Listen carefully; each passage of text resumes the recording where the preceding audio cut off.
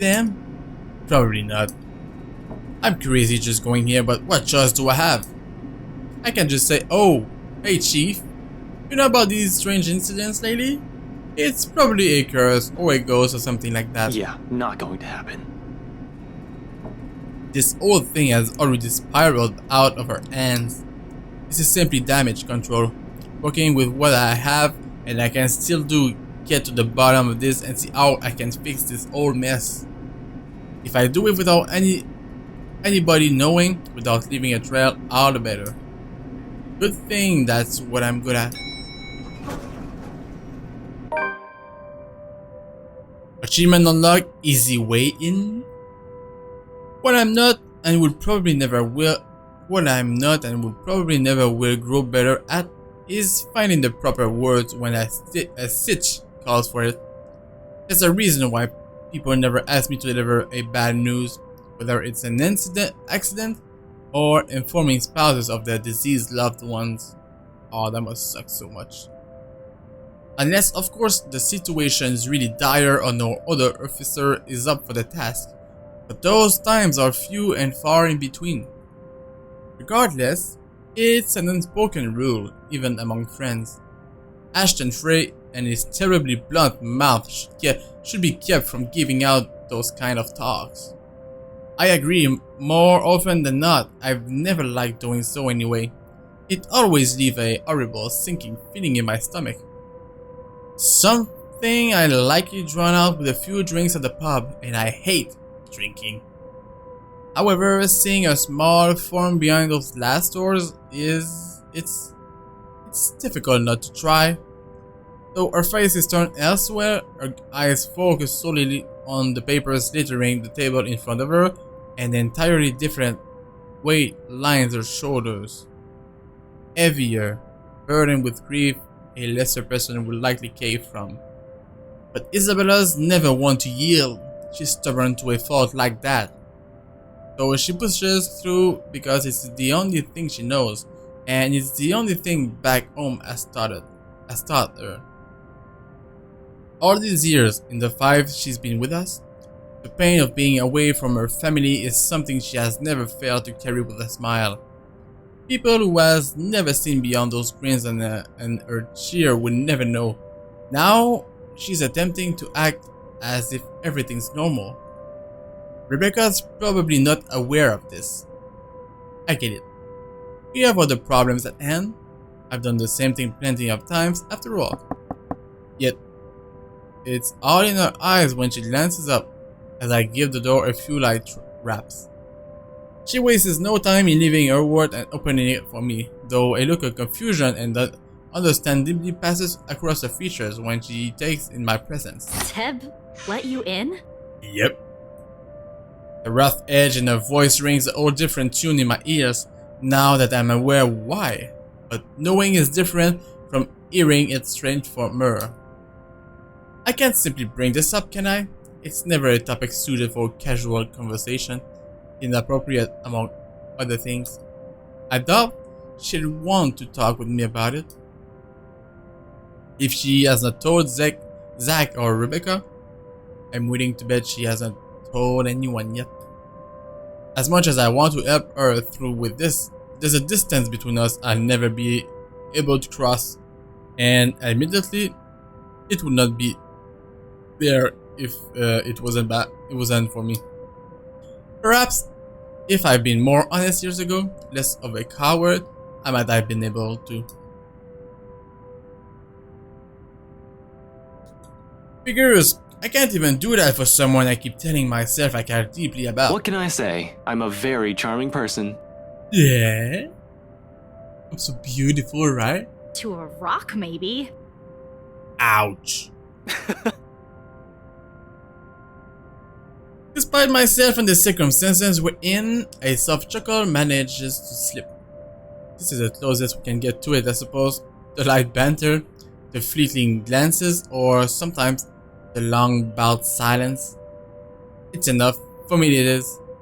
Because even without words, there is a comfort in them. With her, it's easy. Must be a pretty cool rock then. Yeah. Ugh, get over yourself. Nope. Hey now, I deserve some slack here. Today's supposed to be my day off, and yet here I am helping you out. Helping. By standing at the door. Yeah, I'm just making sure you're doing your stuff right. Well, you're not exactly letting me in. Despite what she says, she moves to block me when I try to enter. Why? Doesn't seem to have any plans of allowing me inside their office either, unless I force my way through. Why? Just let us in. I'm your friend. Not that I will do it to her, but she must have been expecting this the second we walked up the building's entrance, counting on the night shift guard to bar me from the place.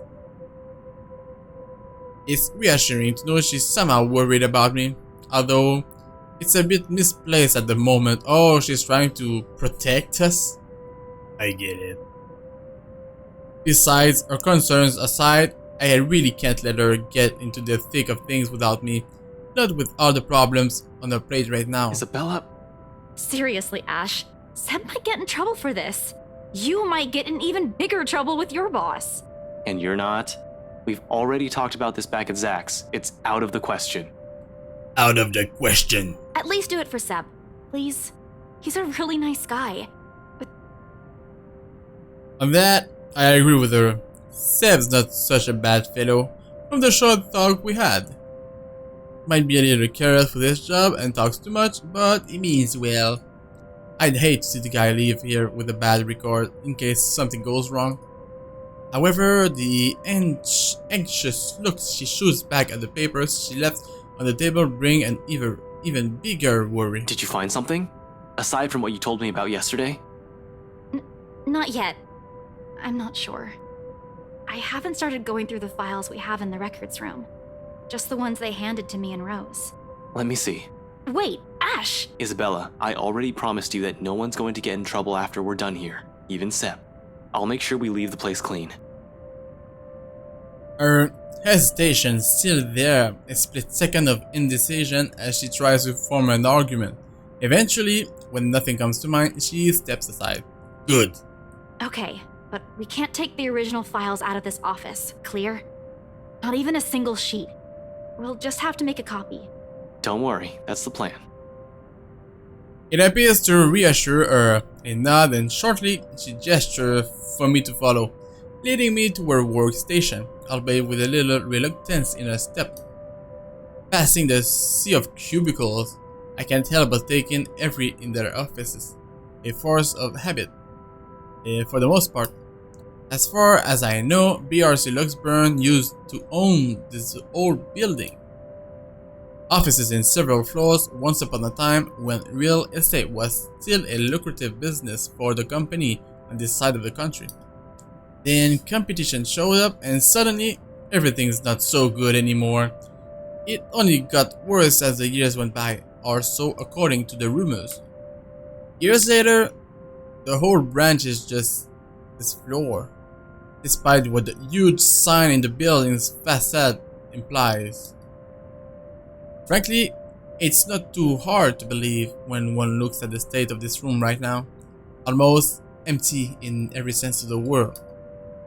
Not only because it's beyond business hours, but most of the cubicles are devoid of any signs that speaks about their owners. Desks have been cleared out.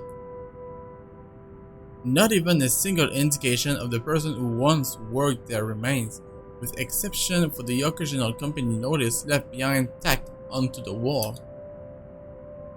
Personal mementos are scarce, as if they've gone through a mass exodus. That will be the downsizing, probably.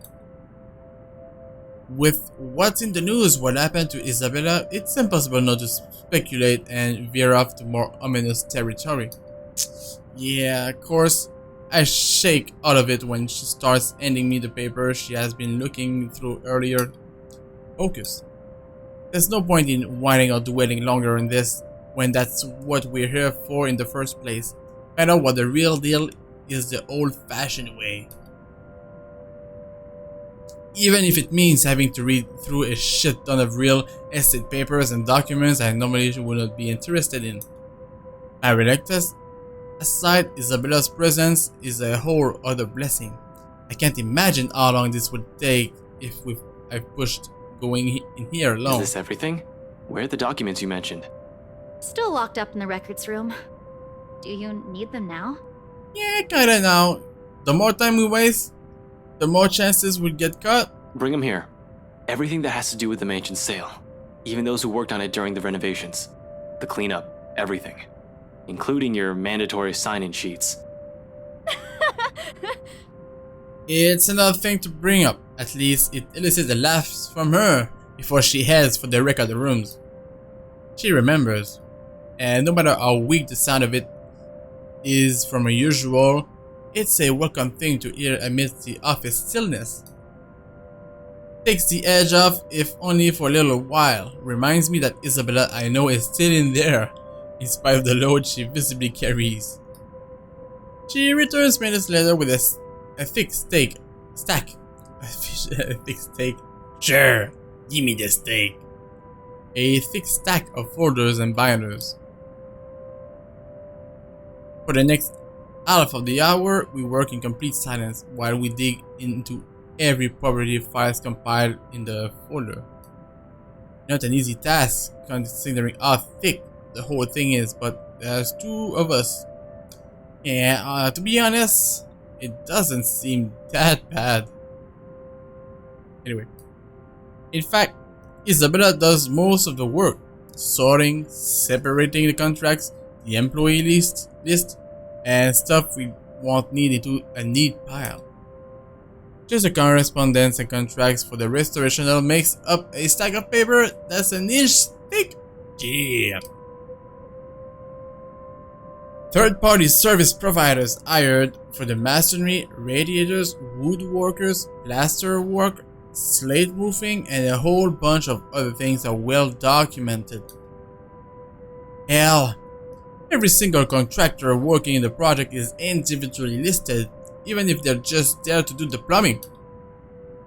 It's a high profile and a high cost estate, alright. But with that scope, comes to the loophole. Loopholes. Means plenty of room to hide something in, if there's something fishy going on. All I have to do is read through it, find a pattern that would prove or refute my suspicions. And it doesn't take long. Oh! Upon closer glance, despite the original owners shouldering the renovation costs, it would be surprising if they managed to break even on the immigrant mansion. What with the additional expenses for the open house, the commission for their agents, and other overhead fees? At one point, the negotiation to get it listed under BRC's name almost broke down. Some disagreement about the listing price. The owners wanted to be rid of it as quickly as possible while keeping the worth at a profitable level. Ooh, that's new. BRC was insisting on a higher amount, double what the appraiser suggested. This, plus the idea that the branch is closing? It will not be too far-fetched to think that BRC Luxborn really is in the red, and the sale of the mansion could easily have been a desperate move to keep the branch afloat. No wonder the final sale happened as fast as it did. Did you know about this? No, they took it off our hands after I submitted the final documents for the sale. I didn't even know until I read this. I'm not sure if Rose did. I've only been given the key to the records room after she... Anyway, my point is, they've kept all the files from me. Rose was the one who compiled everything from our side, and even then, she was probably not aware of this. Or maybe she was, and maybe that's why she was killed? Maybe not. There's only so much they let us know. After that, they just told us to wait for our commission, and that the legal team would handle the rest. The rumors are true, huh? Seems so. Sheesh. This place is just unlucky, going bankrupt while the rest of this trap